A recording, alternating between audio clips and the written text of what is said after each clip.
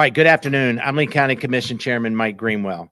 Thank you for joining us for an update on Hurricane Helene, which we are expecting will bring strong winds and localized flooding tomorrow.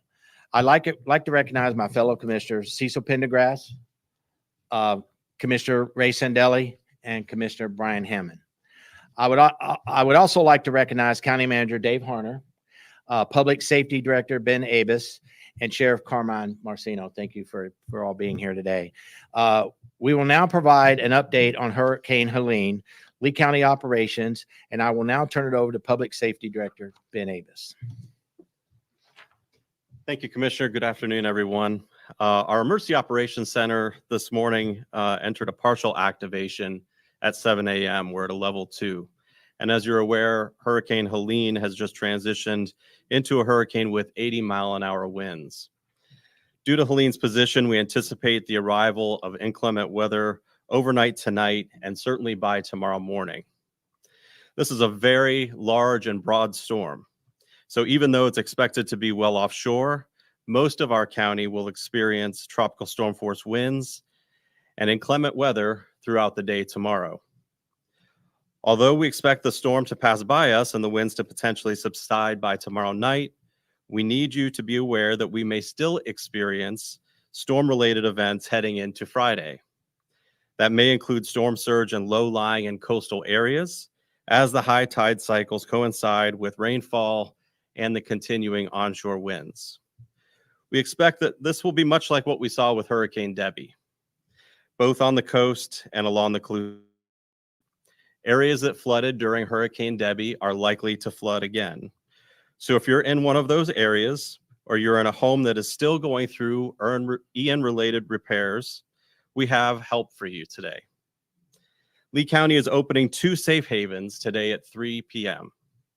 They are a safe place for anyone who does not feel secure in their housing situation and who perhaps does not have a friend's home or a family member's home that they can evacuate to. These 2 safe havens will remain open tomorrow as we monitor the conditions. The locations of the safe havens are the North Fort Myers Recreation Center and the Estero Recreation Center. And again, these will open at 3 p.m. today. Lee Tran will provide transportation for those who need assistance getting to these safe havens.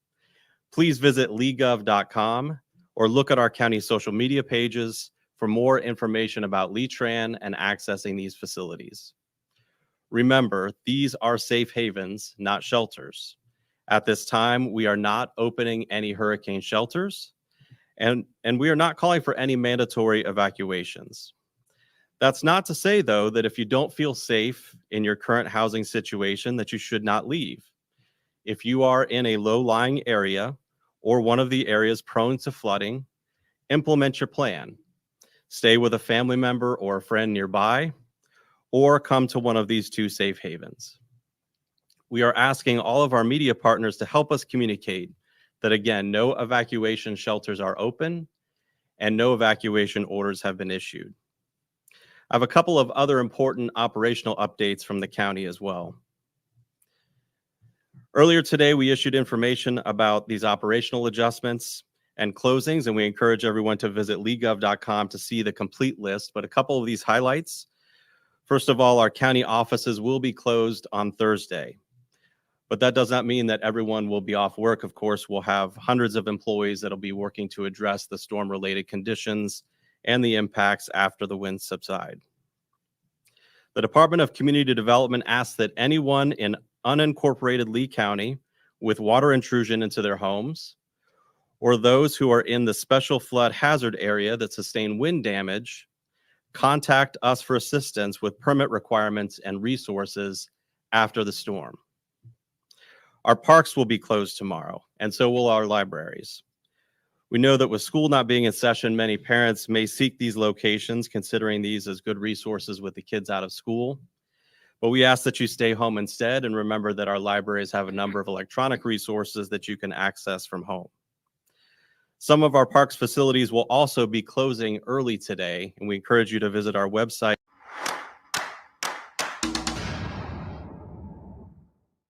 Great thing about procurement is we're the hub of how everything gets achieved and how we spend those taxpayer dollars. Procurement is buying